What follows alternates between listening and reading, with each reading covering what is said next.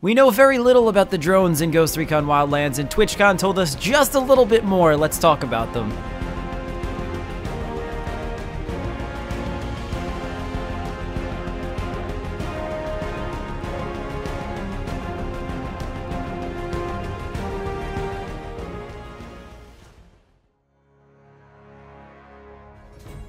What is going on, guys? They call me Ampy. Welcome to another video on the channel today. Today we're going to talk about more Ghost Recon at TwitchCon 2016. And before I start, I just want to preface, we do have a playlist in the description for all things Ghost Recon. Check out the videos if you're interested. Now, I know drones may not seem like the most important feature in a game, but for Ghost Recon Wildlands, when gathering intel is probably one of the most important things you could do before engaging the enemy. I think drones are pretty goddamn important, so we're going to talk about them today. I want to talk about what we know about drones already. So this gameplay is from E3 2016, my own personal experience, and this footage is a work in progress, does not represent the final version of Ghost Recon Wildlands, but it did have drones in it. We're gonna dissect it a little bit. So obviously drones can mark enemies, we already know that. That's probably the primary reason why you're throwing the damn thing in the air to begin with, but it's important to know that every single ghost gets access to a drone in Ghost Recon. I'm assuming by default. There's an icon indicating you do have a drone to the left of the map. You press up on the D-pad if you're playing on Xbox, and you throw that bad boy in the air. If we replay the same drone footage we just saw, but a little bit slower, we're gonna dissect some of the attributes.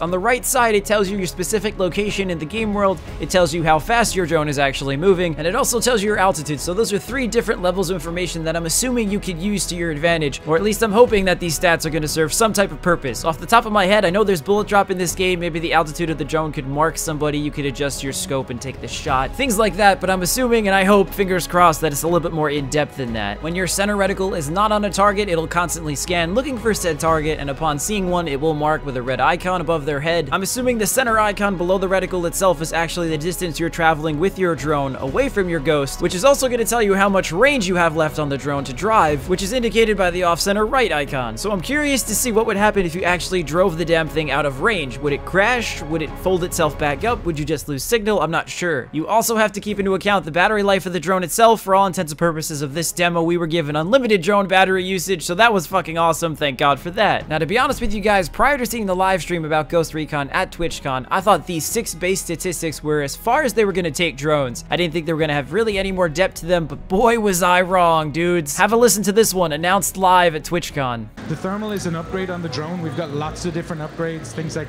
EMP pulse to disable electronics. We've got noise generators and high explosives and lots of cool stuff. Dominic Butler just confirmed drone customization, and that is a level of depth that I didn't even know Ghost Recon Wildlands had the potential to reach. These guys aren't messing around when they said total freedom of choice in the way you guys want to play this game. Again, you could customize your drone, your own individual drone, have access to thermal scopes, which is amazing. You saw it used in this demo. Noise generators, which will take the threat off you and your friendly ghosts. Dominic said EMP pulse, and that's interesting. It makes you think what kind of gadgets that we're gonna have to encounter that we're gonna say, hey, we kind of need to EMP the shit out of this. And that last one, I wasn't even sure if I heard that right. A drone being used for recon having high explosive capabilities, that just didn't seem right, but... Can you eventually like get an upgrade for your drone to like shoot people from it? Tons of recon upgrades.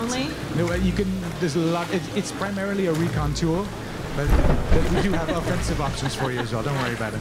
My drone has offensive options, and what does that mean exactly? Well, we have no idea at this point, but we could speculate just a little bit. Maybe you could attach a little turret on the damn thing. Maybe you could attach a flamethrower to your drone. Maybe you can blind enemies with your drone as well. Can you count on rockets? Maybe stun grenades? Can you throw smoke grenades from your drone? These things are really cool to think about. This also has me speculating that some drones are going to be able to drive further, drive higher, drive faster than other drones, as long as those certain customization options check one box and uncheck another. I'm probably getting ahead of myself since this game isn't an RPG, so I don't think our ghosts are going to have that many stats. I don't think our drones will either, but I can speculate, and it's really not that far-fetched when we have all these statistics laying in front of us. And what other game has drone customization? That's fucking awesome. Please like, comment, and subscribe, guys. Thank you so much for watching. We have more videos coming on Ghost Recon from TwitchCon. Check out the playlist in the description for more Ghost Recon related things. I have been Ampy. I'll see you guys on the next video.